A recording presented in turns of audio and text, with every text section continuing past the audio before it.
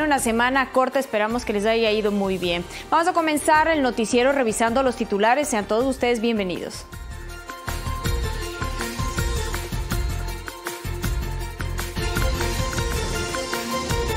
La Fiscalía del Estado rechazó la intención de la defensa del expresidente Rafael Correa de introducir una nueva prueba informática obtenida de manera ilícita. La Policía Nacional desarticuló una estructura delictiva del grupo armado Oliver Sinesterra. La próxima semana se aprobará el presupuesto para las elecciones del 2021, anunció la presidenta del CNE, Diana Atamaín. El Fondo Monetario Internacional revisó las metas que Ecuador mantiene con el organismo y las aspiraciones fiscales, monetarias y sociales. En lo internacional, el coronavirus causa estragos. En China, la cifra de muertos es de 2.345 y ya existen 1.152 casos de contagios en 26 países. Los dineros que utilizaron en la campaña del año 2014 en Guayaquil se recogieron desde el Colegio de Abogados del Guayas, así lo dio a conocer el ex asambleísta Cristian Viteri. También se presentó la prueba testimonial de la defensa del presidente Rafael Correa. Fue una jornada intensa durante el 10º día de juicio en el caso Sobornos. La defensa del expresidente Rafael Correa pidió ingresar 2 pruebas nuevas, las mismas que fueron negadas por el Tribunal Penal al considerarlas inoportunas. Se trata de un informe del CNE sobre el caso Arroz Verde y un disco de información en el que se demostraría que los archivos no estaban en la computadora de Laura Terán. Esa información fue creada en el 2016 y su última manipulación fue en el 2018. Yo he planteado ante los jueces que eso determinaría 2 cosas muy graves. Primero, que fue obtenida antes de la investigación, por lo tanto no es parte de esta investigación, por lo tanto la Fiscalía nos ha mentido. Y lo segundo es que fue generado por un aparato de inteligencia, es generado con instrumentos que no tenemos los ciudadanos comunes en nuestras computadoras. Por su parte, la fiscal Diana Salazar y el procurador Íñigo Salvador cuestionaron la actuación de Jarrín al señalar que se debió procesar la pretendida prueba con un perito legalmente acreditado en el Ecuador. En un comunicado publicado en la red social Twitter, se destaca que el supuesto medio probatorio fue obtenido de manera ilícita, con la finalidad de dilatar la audiencia, confundiendo al tribunal y desconociendo de forma maliciosa las reglas del debido proceso. Otros procesados también presentaron sus pruebas durante esta jornada. Una de las revelaciones la efectuó Cristian Viteri, ex asambleísta y ex coordinador de la campaña de Viviana Bonilla a la alcaldía de Guayaquil en 2014. Él indicó que existía una estructura de la que no participó y reveló que los dineros destinados para la campaña se los retiraba del Colegio de Abogados del Guayas, cuyo presidente era Jimmy Salazar, esposo de Pamela Martínez. La señora Terán ha dicho que ella hacía los archivos por orden de la señora Pamela Martínez. Y entonces ella misma se anota a su esposo $1 millón en facturas. Y ustedes les contan, metiendo facturas que no existen. Facturas falsas que no existen. En tanto, la defensa de Laura Terán rechazó lo dicho por Viteri e indicó que su defendida ha presentado todos los elementos acorde a la tesis de fiscalía. Laura Terán ha introducido cerca de 12.000 documentos en los cuales contrasta cada una de las palabras vertidas por su persona en su testimonio anticipado. Viviana Bonilla, también procesada, en su testimonio refutó los elementos que presentó la Fiscalía y desmintió las declaraciones de su ex asesor en la gobernación del Guayas, Gustavo Bucaram, quien el anterior martes en el juicio aseguró que Bonilla lo envió al edificio Concorde en Quito a recibir $100.000 para su campaña. Completamente refutable, sin ningún sustento, más que la palabra de él, y además demostrado que miente la primera vez y mintió nuevamente bajo juramento ante el tribunal. Yo no puedo asegurar finalmente si recogió, si no recogió. Eso es algo que eventualmente, ojalá, se sepa la verdad algún día o cuáles son las oscuras intenciones detrás de esto. Pero lo que sí está demostrado es que Viviana Bonilla no envió a ver dinero ni a él ni a nadie. Este jueves estaba prevista la presentación de la prueba de Jorge Glass. No obstante, se cambió para el próximo lunes 2 de marzo luego de que la defensa solicitara que estén presentes más de 100 testigos que anteriormente fueron requeridos por la Fiscalía, pero como no acudieron, se los citó por la fuerza pública. Para este viernes, la diligencia continuará a partir de las 9 de la mañana. Eduardo Córdoba, Medios Públicos. Una estructura delictiva que apoyaba al Grupo Armado de Colombia, Oliver Sinistierra, fue desarticulada por la Policía Nacional. Gran Victoria 03 fue el nombre de la operación en la que también participó la Fiscalía. Con la operación policial Gran Victoria 3, se intervino en las provincias de Esmeraldas, Cotopaxi, Santo Domingo de los Áchilas, Manabí, Los Ríos y Guayas. La estructura criminal, según explicaron las autoridades policiales, apoyaba al grupo de delincuencia organizada Oliver Sinistierra. 18 allanamientos en 11 cantones en 6 provincias del país, logrando la detención de 11 ciudadanos que venían ejecutando algunas actividades ligadas a la organización de Oliver Sinistierra. A raíz de la muerte de alias Guacho, tomó el poder Solís Valencia Tomás alias Guadaña.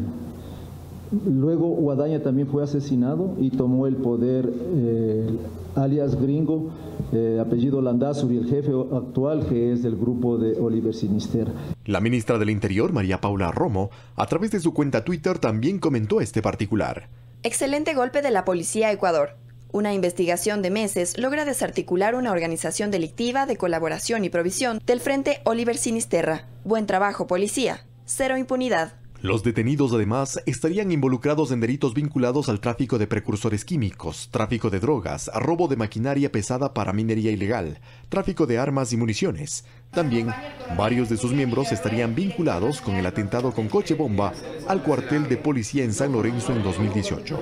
Era un brazo que venía operando aquí en el Ecuador perteneciente a esta organización narcodelictiva colombiana, efectivamente. A las personas que les procedimos a detener con los allanamientos realizados ayer, varios de ellos actuaban liderando estos brazos tanto de contrabando como de tráfico y de transporte, así como almacenamiento, e inclusive un miembro de la Policía Nacional que daba seguridad a toda esta estructura. La investigación se desarrolló por 2 años, en la que intervinieron unidades especializadas de la Policía Nacional en coordinación con la Fiscalía. Eduardo Córdoba, Medios Públicos. 2 toneladas de droga fueron incautadas en un operativo realizado por la Unidad Antinarcóticos de la Policía Nacional en las provincias de Los Ríos y Guayas en los últimos días. Los controles evitaron que el alcaloide sea trasladado a Centroamérica y Europa. La Unidad Antinarcóticos de la provincia de Los Ríos dio a conocer los resultados del operativo realizado en el cantón Pueblo Viejo, donde se incautó 700 paquetes que contenían más de 800.000 kilos de clorhidrato de cocaína, con un valor aproximado de 21 millones de dólares, y su destino sería Centroamérica.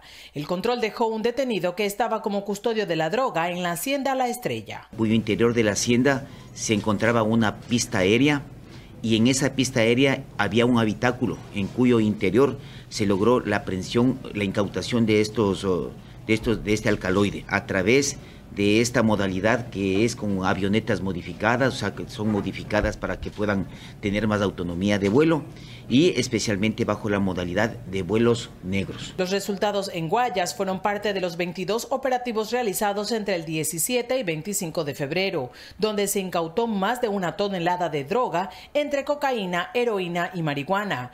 Uno de los puntos fue el aeropuerto José Joaquín de Olmedo, donde fue capturado un ciudadano que viajaba a México. Gracias a la inspección de los caninos se procede a encontrar 11 envolturas que después de las pruebas de campo dan un total de 11.940 gramos de lo que es alcaloide. En el puerto de Contecón se evitó que más droga sea trasladada hasta Europa en un contenedor de banano. Este contenedor pretendía salir lo que es de destino hacia Europa, Holanda, pero gracias a la intervención de la policía se logró hacer un perfil de riesgos.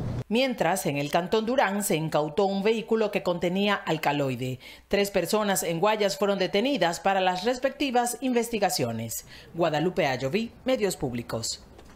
En otras noticias, el Comité por la Institucionalización Democrática entregó a la Asamblea Nacional 113.000 firmas de respaldo para eliminar el Consejo de Participación Ciudadana y Control Social. El titular de este organismo rechazó estas pretensiones. Son 8 cajas, cada una con 20 carpetas que contienen en total más de 113.000 firmas de respaldo para la eliminación del Consejo de Participación Ciudadana y Control Social. Pablo Dávila, vocero del Comité por la Institucionalización Democrática, cree que el fin del Consejo de Participación Ciudadana y Control Social está cada vez más cerca. Necesitamos tan solo 26.500 firmas. Estamos presentando 4 veces más el número mínimo requerido para garantizar absolutamente aprobar y pasar las firmas que necesitamos. Para el integrante del comité y analista político Hernán Pérez Luz, el actual Consejo de Participación Ciudadana no cumple con su objetivo. Creo que el país está consciente, creo que los señores que están dirigiendo el Consejo de Participación han hecho méritos suficientes para mandarlos a la casa. La respuesta del presidente del Consejo de Participación Ciudadana y Control Social, Cristian Cruz, vino minutos después. Ha realizado algunas gestiones, hemos atendido 336 pedidos, 1.522 denuncias, 11 orientaciones jurídicas. En el 2019 se han elaborado 111 informes de investigación que fueron aprobados por el Pleno del Consejo de Participación Ciudadana y Control Social. La consejera Ivette Estupiñán advirtió que la revisión de las firmas debe ser un proceso exhaustivo. A su juicio, hay dudas de la transparencia con la cual se motivó la solicitud de las rúbricas, ya que han estado engañando a la ciudadanía para recoger las firmas, diciéndoles que se va a reducir el número de asambleístas y no les habían dicho que era para eliminar también al Consejo de Participación Ciudadana. El Comité por la Institucionalización Democrática aspira como máximo que la consulta popular para que el pueblo decida si se elimine el Consejo de Participación Ciudadana se realice como tope máximo el mismo día de las elecciones generales, en febrero del 2021. Javier Ceballos, Medios Públicos. Y para que se concrete la posibilidad de eliminar el Consejo de Participación Ciudadana y Control Social, trámite iniciado por el Comité por la Institucionalización Democrática, debe pasar por la Asamblea Nacional, el Consejo Nacional Electoral y la Corte Constitucional. Los plazos no están definidos. El proceso no es tan simple como se piensa ni fácil como se lo planifica.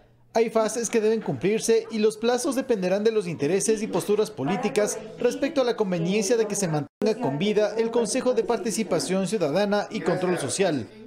Una vez que la Asamblea Nacional, en un plazo máximo de 72 horas, aboque conocimiento de las firmas presentadas por el Comité por la Institucionalización Democrática, las rúbricas serán enviadas al Consejo Nacional Electoral para la respectiva revisión y validación.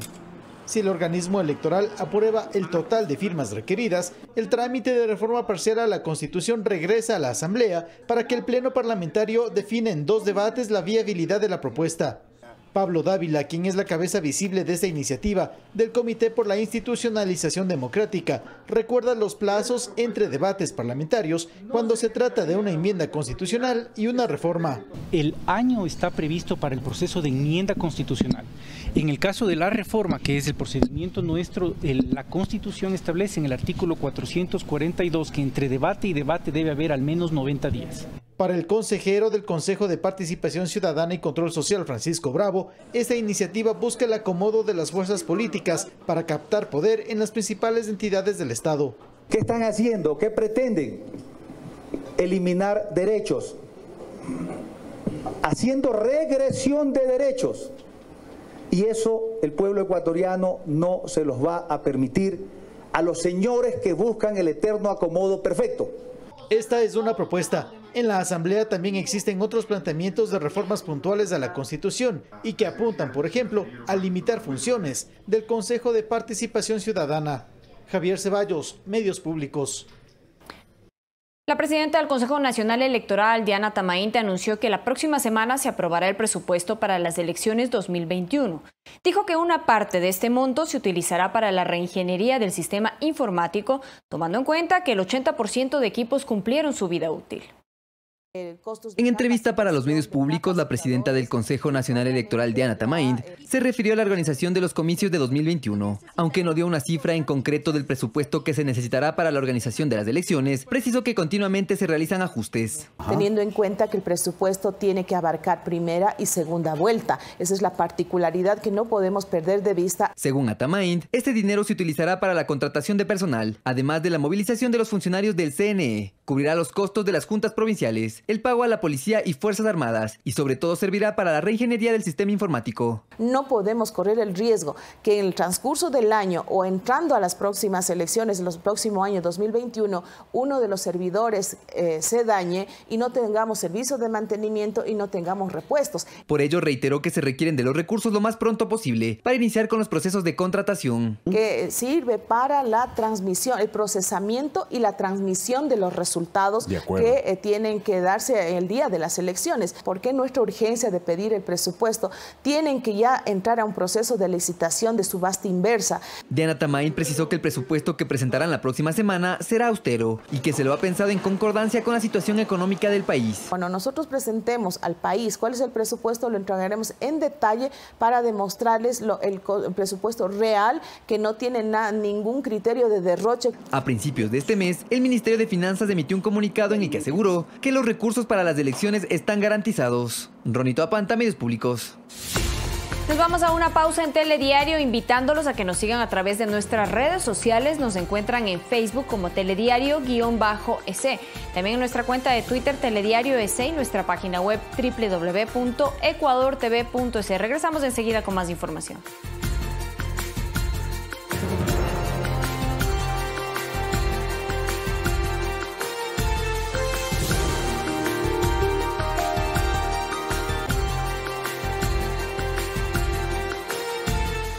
Retornamos con la información en Telediario.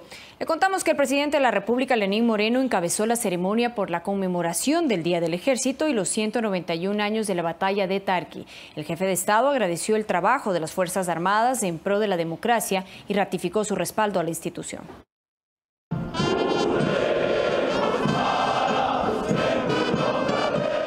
El 27 de febrero es una fecha que reúne una serie de conmemoraciones en el Ecuador. Se recuerda la gesta de la batalla de Tarqui, el día de creación del ejército, el civismo y la unidad nacional.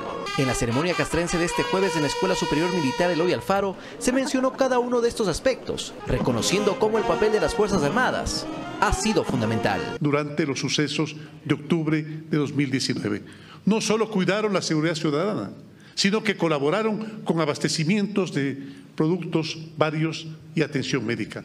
Defendieron de esa forma la democracia. El presidente Lenín Moreno recordó que en tiempos de paz los desafíos y amenazas para los militares han cambiado y en eso precisamente se han preparado para enfrentar. El narcotráfico, el crimen organizado, el contrabando, la trata de personas, la corrupción son verdaderamente los enemigos de estos días. Sin embargo, en una época de continuos cambios, es momento de seguir hablando de transformación. Por lo menos así lo aseguró el comandante general de la Fuerza Terrestre, Luis Altamirano. Plan que se constituye en una responsabilidad con el futuro, como alternativa posible de optimización y racionalización institucional. Y para ello el gobierno ratifica su apoyo. En 2019 se invirtieron $110 millones en equipamiento. Además se destinaron $100 millones para que el Instituto de Seguridad Social de las Fuerzas Armadas cumpla con sus deberes, procesos que continuarán. Lo que falta iremos cumpliendo según el cronograma que nos permitan las finanzas públicas.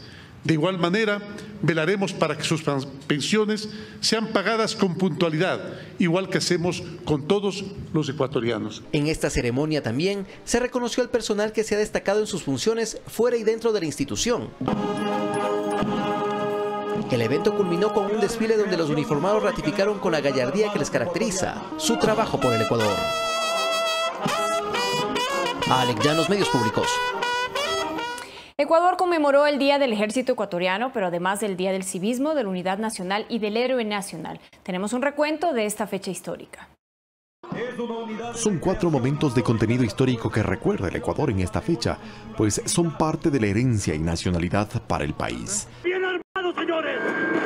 La batalla de Tarqui, librada en 1829, cubrió de gloria a la patria cuando las tropas grancolombinas y el ejército peruano se enfrentaron en un épico combate que ha quedado identificado en el calendario del civismo ecuatoriano. Y justamente se destaca a este 27 de febrero como el Día del Civismo Ecuatoriano, porque se rinde homenaje a su ejército que en esta ocasión cumple 191 años de vida institucional. Y es el momento apropiado para reconocer los valores de personajes como Bolívar, Sucre, Calderón, Eloy Alfaro, Vargas, Julio Andrade, Coral, Edmundo Chiriboga, Hugo Ortiz, Galo Molina y otros tantos héroes de la Cordillera del Cóndor y del Alto Cenepa en 1995. La historia del Ecuador recoge estos hechos y personajes para revitalizar la unidad nacional, un elemento adicional de conmemoración que recuerda el cumplimiento de la misión del ejército ecuatoriano al vigilar y proteger las fronteras, la soberanía e integridad territorial. Eduardo Córdoba, Medios Públicos. En el ámbito económico, el Fondo Monetario Internacional terminó la revisión de metas que Ecuador mantiene con el organismo multilateral. Una misión encabezada por Ana Ivanova visitó el país para revisar el cumplimiento de las aspiraciones fiscales, monetarias y sociales. El equipo del Fondo Monetario Internacional visitó el país entre el 11 y 20 de febrero y mantuvo reuniones con autoridades económicas y representantes del sector privado para la cuarta revisión a las metas económicas, sociales y fiscales del país. El informe se presentará al directorio y, si es aprobado, Ecuador recibirá en marzo un desembolso por $348 millones. En el marco del foro de Davos en Suiza el 21 de enero pasado, la directora del FMI, Cristalina Georgieva, conversó con el presidente ecuatoriano Lenín Moreno y con autoridades económicas. Tuve una reunión muy constructiva con el presidente Lenín Moreno, conversando sobre el progreso que se ha logrado en la creación de una base financiera sólida para el futuro de Ecuador. Hablamos sobre la importancia de prestar gran atención a los aspectos sociales del programa para asegurarnos de que las personas más vulnerables estén protegidas. El 22 de enero, el ministro Richard Martínez dijo a la cadena Deutsche Welle que Ecuador mantiene un programa con el organismo y resaltó las condiciones del acuerdo. Tenemos acceso a financiamiento, un financiamiento mucho más barato y de mayor plazo, y ese acuerdo tiene un componente extremadamente importante que es la protección social, la protección para las personas más vulnerables.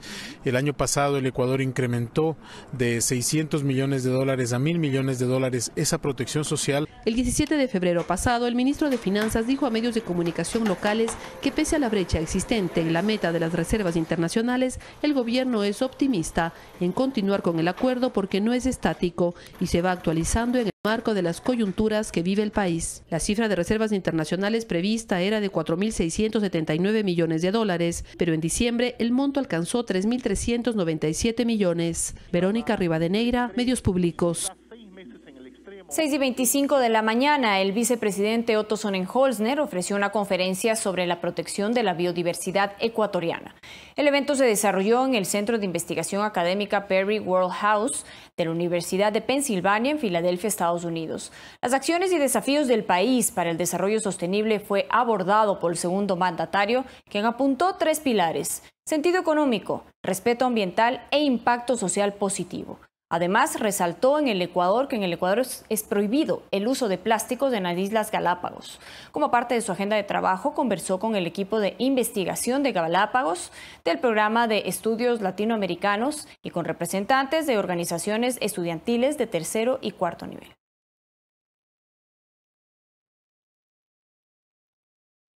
Lamentable noticia, una persona falleció tras la caída de un automóvil desde un puente a desnivel en Quito. Ante las intensas lluvias que azotan la capital, el Cuerpo de Bomberos recomiendan a la ciudadanía conducir con precaución, ya que desde enero que se incrementaron los accidentes, todo debido a la época invernal. En Quito, una persona falleció y otra resultó herida tras la caída de un automóvil desde el puente a desnivel ubicado en las avenidas Galo Plazo Laza y 6 de diciembre. Según información preliminar, el accidente se produjo por la pérdida de carril del automotor. El tema se da por excesos de velocidad, porque de pronto está la calzada mojada y los vehículos se salen de sus carriles. Antes del accidente, el puente tenía la banda de seguridad destruida, lo que facilitó la caída del automotor. El paso por los puentes tiene que ser bastante lento, bajar la velocidad para evitar este tipo de accidentes. Horas después, la empresa metropolitana de movilidad y obras públicas colocó bandas transversales y rompevelocidades en el lugar donde se originó el accidente. Sin embargo, en otros costados del puente todavía no había barreras de contención. Al respecto solicitamos una entrevista con autoridades del EMOP, pero quedaron en agendarnos una cita, en tanto que desde el Cuerpo de Bomberos de Quito informaron que por las fuertes lluvias los accidentes de tránsito se incrementaron en la capital. Hasta lo que vamos del mes de febrero, 450 emergencias de tránsito, de las cuales tenemos algunas personas, algunas víctimas que han sido hospitalizadas, otras personas que han sido fallecidas. Ante la temporada invernal, la ciudadanía debe tomar ciertas precauciones al momento de conducir. Primero, salir con tiempo, porque uno de los mayores inconvenientes que se tiene es que la gente sale muy apresurada por la hora, por el tráfico. Segundo, encender las luces del vehículo para poder dirigirse hacia alguna zona, especialmente en las áreas periféricas. Y tercero, en realidad bajar la velocidad, no tratar de hacer movimientos bruscos en las vías periféricas especialmente. Santiago Tello, Medios Públicos. Por el incremento de las lluvias de la etapa invernal, el Servicio Nacional de Gestión de Riesgos emprende acciones para mitigar las afectaciones. Las autoridades señalaron que el mal manejo de desechos es la principal causa de los problemas. Inundaciones, calles anegadas, deslizamiento de tierra, además de personas damnificadas, heridas e incluso muertas. Son las afectaciones que deja hasta ahora la etapa invernal en varias provincias del país. El Oro, Manabí, Guayas, Los Ríos, Esmeraldas, estamos hablando de Chimborazo, de Cañar, de Morona Santiago o de Pastaza. El Servicio Nacional de Gestión de Riesgos lleva el balance de los prejuicios desde octubre del 2019 a la fecha. Hasta ahora 234 personas damnificadas, 12.540 personas afectadas y tenemos 14 fallecidos. La directora del Servicio de Gestión de Riesgos, Alexandra Ocles, señala que la etapa invernal ha tomado más fuerza, por lo que emprenden acciones. Hemos desarrollado también jornadas de mingas, de limpieza de quebradas, de canales, de vías en muchos barrios y en muchas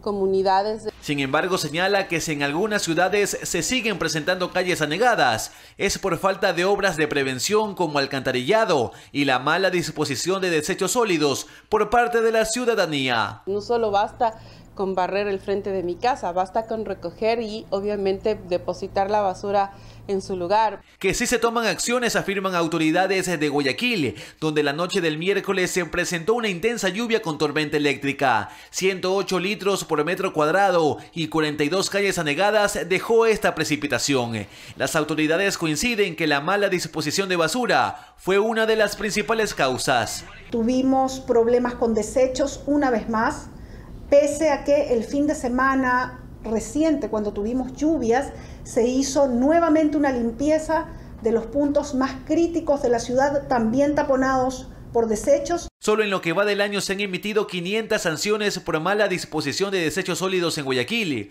por lo que las autoridades piden la colaboración de la ciudadanía y así evitar más afectaciones. Luis Alfredo Zúñiga, Medios Públicos. La Fiscalía investiga un posible delito de femicidio en Guayaquil. Se trata del hallazgo de los cuerpos sin vida de una mujer de 36 años y su hijo de 4. El hecho ocurrió al sur de la urbe durante el feriado de Carnaval. En un video se muestra cómo el sujeto abandona la vivienda. El hecho fue conocido por la Policía Nacional horas después de que un familiar de la víctima intentara visitarla y se dio cuenta que había fallecido en compañía de su pequeño hijo. La autoridad judicial calificó el hecho como asesinato luego de encontrar una sustancia en vasos y la respectiva autopsia de los cuerpos. Indica de que se trata de un infarto, de una intoxicación. Esto es netamente un aporte científico. El comandante de policía de la zona 8 aseguró que no se reportó a la autoridad violencia intrafamiliar y que se está a la espera de las investigaciones para que la fiscalía determine si se trató de femicidio. Que se presentarán todos los elementos necesarios para que de alguna manera cambie la figura jurídica en este caso y todos asumimos que esto va a terminar en un femicidio. La intención hubo, lo consiguió. La Comisión para Latinoamérica y el Caribe de las Naciones Unidas destaca que en el último año por cada 100.000 mujeres en América Latina se registraron en Venezuela 122 femicidios, República Dominicana 106, Ecuador 104, Paraguay 59, Chile 42, Uruguay 30, Costa Rica 24 y Panamá 20. Tras trabajo de inteligencia, las autoridades policiales indicaron que el victimario fue encontrado en la comuna de Montañita, provincia de Santa Elena, y rindió su versión de los hechos. Un hecho en una escena privada, en este caso con la conviviente y su hijastro, donde deja una sustancia, luego indica de que él había tomado ciertas acciones por su situación emocional. En realidad nos llama mucho la atención que después de haber cometido un asesinato vaya a Montañita en un feriado. En realidad son cosas que sí llaman mucho la atención del comportamiento y de la realidad psicológica de este individuo. En Guayaquil, Guadalupe Ayoví, Medios Públicos. En otros temas, 177 bachilleres con discapacidad se graduaron en Guayaquil, Durán y San Borondón. Los docentes señalaron que para alcanzar este objetivo es fundamental el apoyo de la familia. 26 jóvenes con discapacidad de la Unidad Educativa Especializada Manuel Espejo de Guayaquil se graduaron de bachilleres. Uno de ellos es William Guerrero, quien presenta discapacidad intelectual del 81%. Él se mostró feliz por el logro alcanzado. Súper contento por estar en la zona de la escuela.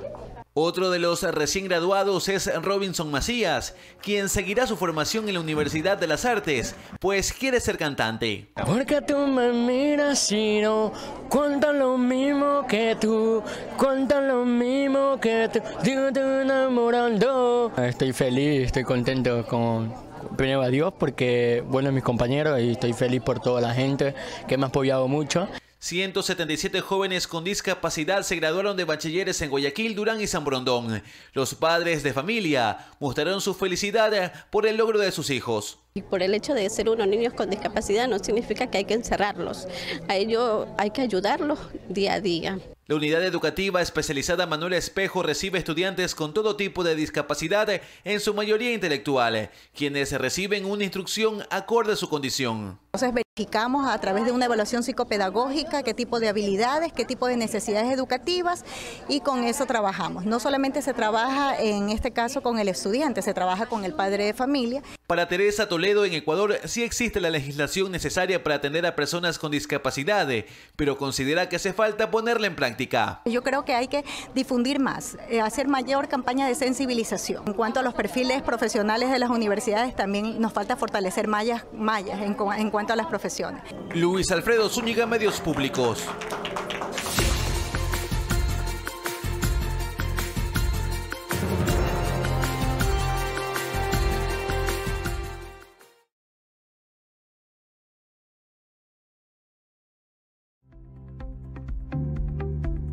Espacio dispuesto por la Secretaría General de Comunicación de la Presidencia.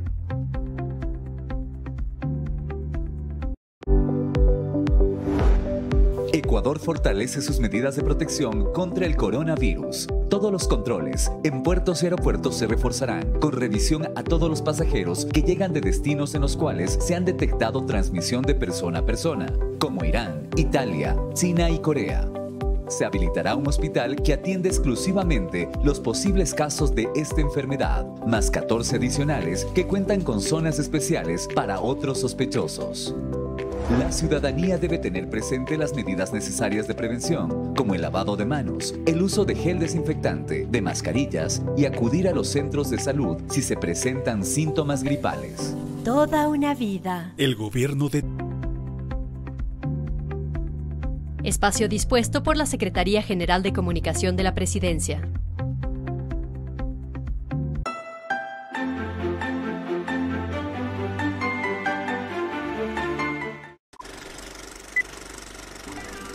Los medios públicos le abren la pantalla a los directores afamados, tanto del Ecuador como del extranjero. Yo soy Juan Ramón García. Acompáñame en este espacio dedicado a promover el cine en construcción. Los productores que están dando sus primeros pasos en el apasionante mundo del séptimo arte. Esto es Cinta Corta.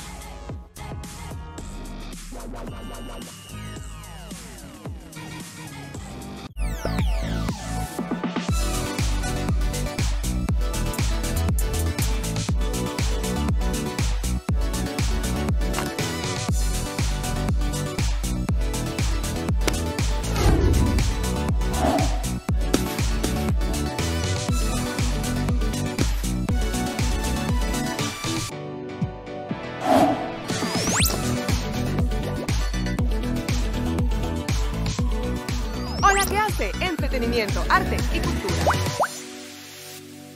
¿Necesitas publicar tu aviso judicial y no sabes dónde? ¿Quieres que tu aviso judicial no pase desapercibido y sea visto por mucha gente? Entonces, Diario El Telégrafo te ofrece la mejor alternativa con su Gaceta Judicial, un espacio abierto para las publicaciones legales, los mejores resultados al mejor precio. Nos encuentras en Quito y Guayaquil. Quito, visítanos en la San Salvador E649 y Eloy Alfaro. Guayaquil, en Avenida Carlos Julio Arosemena, kilómetro 1,5. Medios Públicos presenta El famoso Barrio D, una propuesta multimedia que nos invita a conocer los barrios más representativos de nuestro país. Pública FM abre el micrófono a los vecinos de cada barrio para que cuenten sus historias, tradiciones y compartan la música que los acompaña en su cotidiano vivir. Ingresa a www.publicafm.es y entérate de nuestras próximas emisiones. Además, disfruta los contenidos digitales que hemos preparado para ti.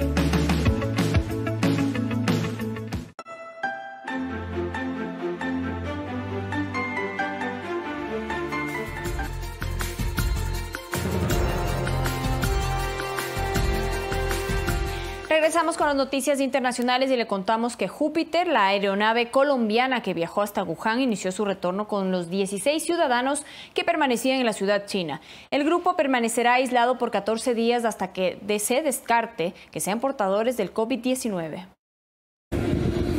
El grupo de 16 colombianos que permanecía en la ciudad china de Wuhan a causa del COVID-19 inició el viaje de retorno a bordo de la aeronave Júpiter, un Boeing 767 que salió desde Colombia el pasado sábado 22 de febrero. Previo a su despegue, las autoridades del país asiático realizaron pruebas médicas a todos los viajeros para descartar el contagio de la enfermedad, mientras que a su llegada, las autoridades colombianas también tomarán medidas de precaución y aislarán a los ciudadanos durante 14 días en la Villa Olímpica de Coldeportes en Bogotá. Una vez lleguen al punto ubicado, serán desembarcados de los vehículos y llevados a las habitaciones que han sido previamente identificadas para cada uno de ellos y personalizadas. Durante el periodo de aislamiento, el grupo se someterá a estrictos parámetros delimitados por el Ministerio de Salud. Estamos tomando todos los cuidados para tratar de darles a ellos ese cuidado como si fueran miembros de nuestra familia. Ante el temor al contagio y la propagación del virus entre la ciudadanía, las autoridades aseguran que no hay de qué preocuparse. No hay tampoco riesgo para los vecinos del lugar. Voy a decir algo que suena un poco grotesco, pero es verdad. Cuando uno estornuda, la saliva y los mocos no exceden más de 2 o 3 metros de distancia. Y por ende, dado que la primera residencia, el primer complejo residencial está a más de 330 metros de distancia, no hay ningún riesgo, absolutamente ninguno, para las personas que habitan en esa zona. Y sobre el normal funcionamiento de las instalaciones deportivas, el ministro del ramo reafirmó que la presencia de los 16 repatriados y los 13 tripulantes de la nave no afectará a los usuarios de la Villa Olímpica. Jamás pondría como ministro del deporte y como exatleta en riesgo la salud de mis deportistas colombianos, de nuestros deportistas. Jamás pondría en riesgo la salud de la comunidad deportiva, de los niños, niñas y adolescentes, adultos mayores, que allí ejercitan la recreación, la actividad física. Coralía Pérez, Medios Públicos. Y en relación a este tema, durante la madrugada se registró una emergencia en la Villa Deportiva de Coldeportes en Colombia. Un tubo de agua caliente se rompió causando una explosión un momento antes de que llegaran los repatriados de Wuhan. Los 16 colombianos llegaron a Bogotá y fueron aislados en la Villa Deportiva de alto rendimiento. El avión de las Fuerzas Aéreas aterrizó pasadas las 10 horas locales en el aeropuerto militar Catamán de la capital. Junto con ese grupo serán aislados los 20 miembros de las Fuerzas Aéreas, médicos y funcionarios de la Cancillería, quienes viajaron en el vuelo especial procedente de China.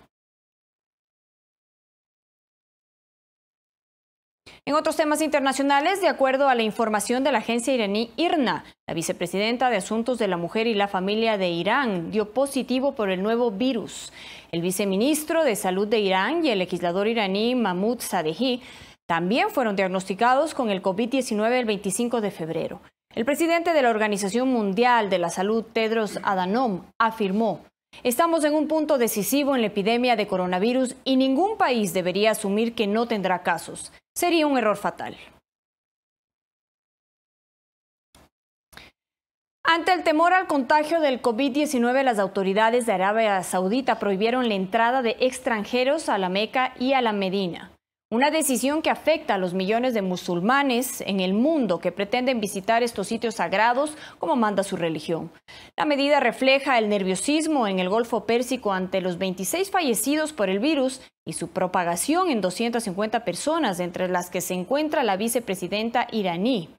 Las autoridades saudíes suspendieron la entrada a ciudadanos de países afectados por el virus como China, Japón, Corea del Sur, Italia, entre otros. El presidente de Venezuela, Nicolás Maduro, anunció la creación de un cuerpo nacional especial contra el terrorismo. Según indicó, este cuerpo se encargará del desmembramiento de todos los grupos terroristas que a su juicio son enviados desde Colombia y Estados Unidos. Asimismo, Maduro aprobó el denominado Plan Nacional Antiterrorista 2020-2022.